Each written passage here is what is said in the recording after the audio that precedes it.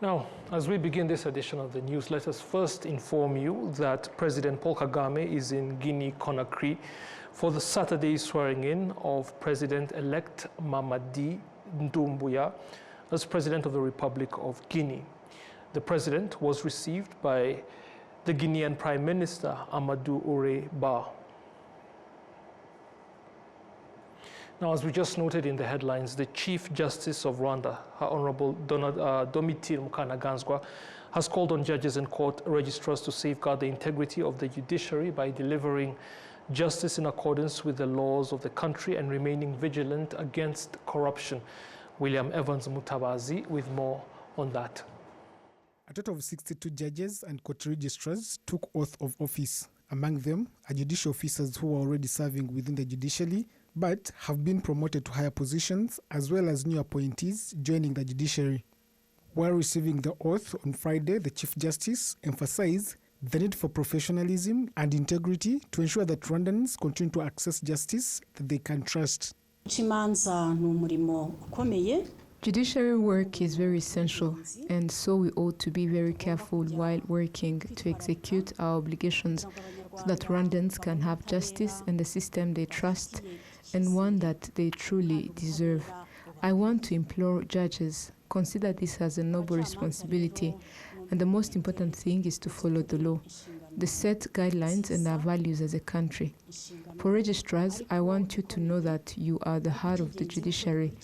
You have such a noble duty of making sure courts work effectively and linking citizens with judges. We have rules and the statutes guiding us as a profession, and it's our Bible. It's therefore important that you read it and understand it, because if you don't, and stray that comes with its own consequences. She further urged the judicial officers to avoid corruption in the execution of their duties and to work towards preserving the positive image of Rwanda's justice system. She also reminded them of the importance of consulting colleagues whenever necessary. Ikibazo kinini dufite ni ikibazo. Among our biggest issues is corruption. For you who have taken your oath today, I am asking that you refrain from taking bribes. Justice is supposed to be served fairly and balanced with the laws. Each court has at least 2 judges, especially in areas with less cases. Nothing should stop you from inquiring from your colleagues in the event that you don't have enough information or knowledge about certain matters. There's nothing that is stopping you and your colleagues to even inquire from us. We are here to work collaboratively in serving justice to all Rwandans. Judges and court registrars were also reminded that wherever they are assigned, they represent judiciary as an institution. They were encouraged to conduct themselves with integrity so that citizens continue to have confidence in seeking justice and in the decisions rendered by the courts. William Evans, RwandaTV News. Thank you, William. Now, teachers and students involved in the study and teaching of the history of the genocide against the Tutsi are reporting that persistent challenges still exist, including a shortage of qualified teachers and inadequate teaching and learning materials. The limitations result in insufficient time being allocated to the subject within the country's curriculum. They raised these concerns at the Anti-Genocide Parliamentary Forum during its nationwide outreach visits.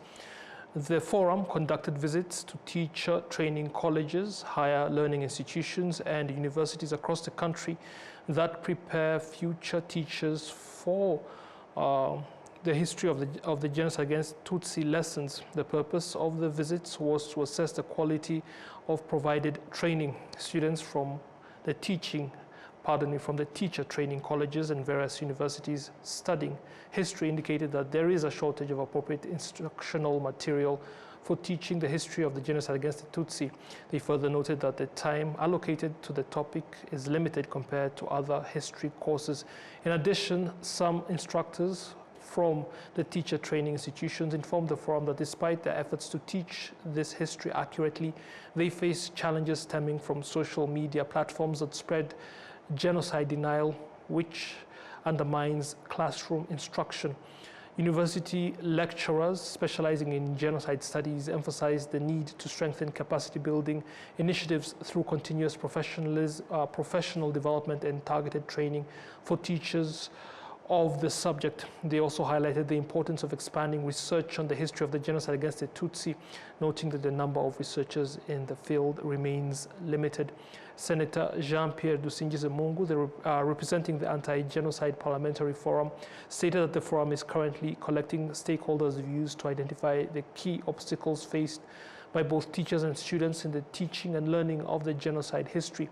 He expressed confidence that the findings will contribute to meaningful solutions. To date, 1,617 teachers have received training in teaching the history of the genocide against the Tutsi. Through its nationwide visits, the Parliamentary Forum aims to assess the effectiveness of knowledge dissemination and identify solutions to existing challenges. The recommendations collected are expected to support relevant institutions in improving teaching methodologies and strengthening accurate, comprehensive, and understanding of the nation's history.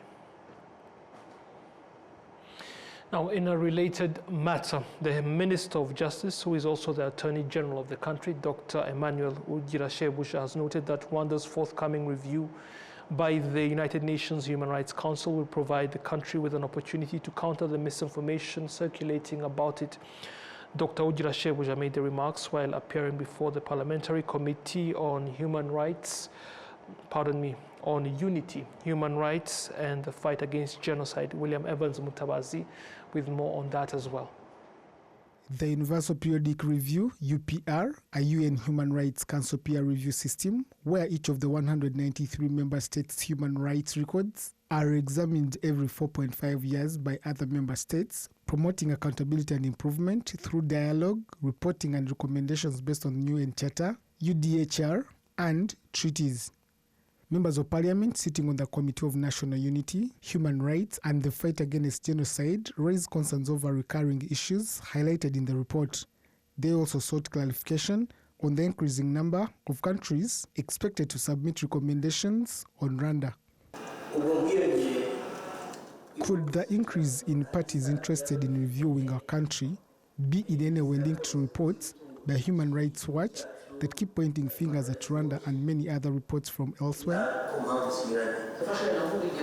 I'll give an example of reports like some that suggested child soldier cases, yet we don't have those cases here. Why do such false claims keep coming even after demonstrating that we don't have such cases here? And what does this mean? And what implications does it have on our country? Do you see the same appetite across board, or it's particular to Rwanda that many players are interested in saying something about us? Responding to these concerns, the Minister of Justice explained that some of the issues raised may continue to appear in the future reports because they stem from perspectives that do not align with Rwanda's governance model. The first thing is to approve and permanent adoption of agreements establishing ICC. But this is not in line with our governance principles, and Rwanda has taken a decision not to implement this. Some other recommendations are out of reality for us, like stopping the recruitment of children into the army and armed groups. We cannot accept such recommendations because we don't have such cases here. Some of the people who make such recommendations do so without clear evidence and information. So, whenever it comes up, our response is to decline it. Dr. Ugirashebusha added that the growing number of countries providing recommendations on Rwanda should be viewed as an opportunity for the country to clearly represent its policies, achievements, and government practices. As many countries seek to peer review us, it is not just in a negative light, but also sometimes people be wanting to know the country's position and progress and how others can learn from them. The chairperson of the Parliamentary Committee on National Unity, Human Rights and the Fight Against Genocide said the UPR report highlights key areas requiring attention. She noted the challenges raised by the minister regarding implementation will be submitted to Parliament for further engagement with the relevant ministries. He revealed that the task force, particularly on the issue of report, was initially made up of lawyers, but they asked Minicom and the Institute of Statistics to support them with planners.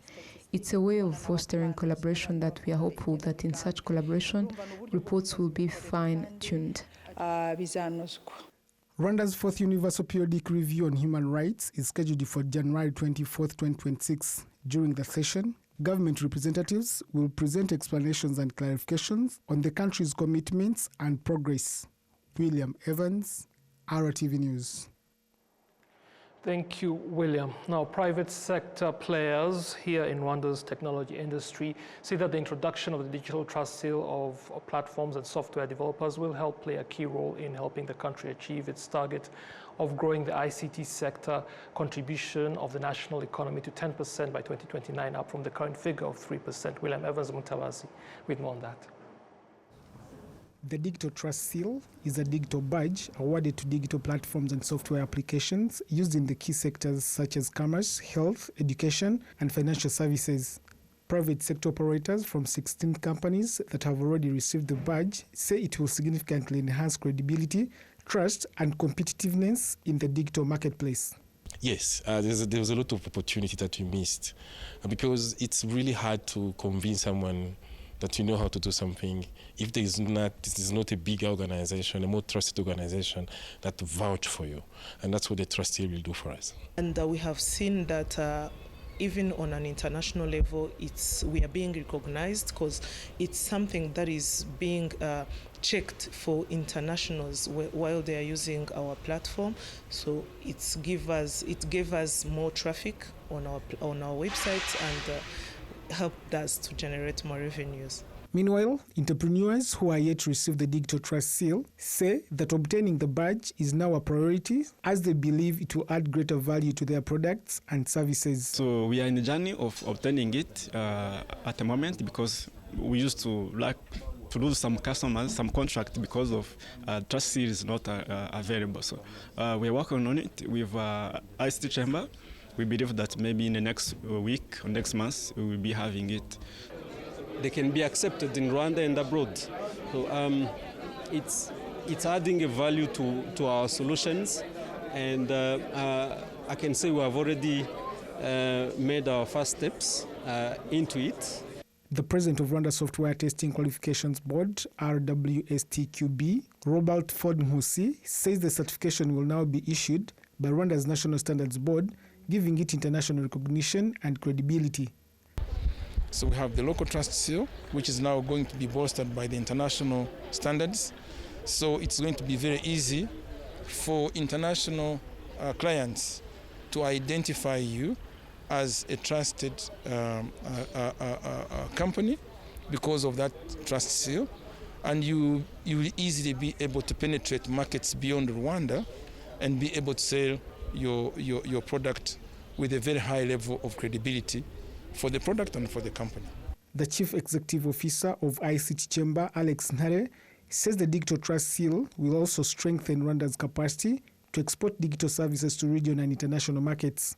The export market, people or countries or potential clients are wondering, is this the right product that I should be buying? So in the sense of building that trust, we're partnering with government institutions, we're partnering with the private sector, with other private sector, to build these trust frameworks that are verifiable, but also help us to improve our capabilities and our competencies as the digital economy participants and stakeholders. Currently, the ICT sector contributes between 3 and 5% of Rwanda's gross domestic product. The national target is to increase this contribution to at least 10% in the coming years as the country accelerates its digital transformation agenda. William Evans, RwandaTV News.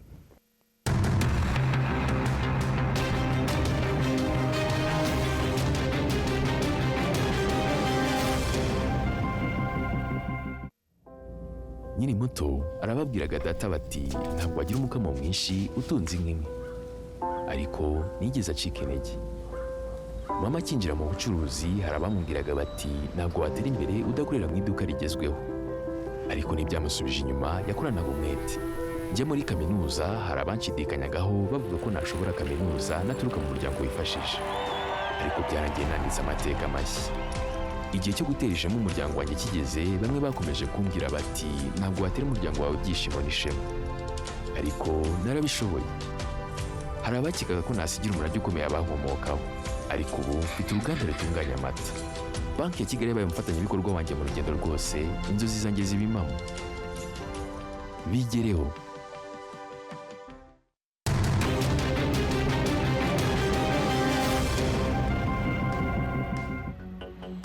William Evans Mutawazi will be with you over the weekend. I do hope you'll join him, and I thank you for joining me for this edition. Goodbye.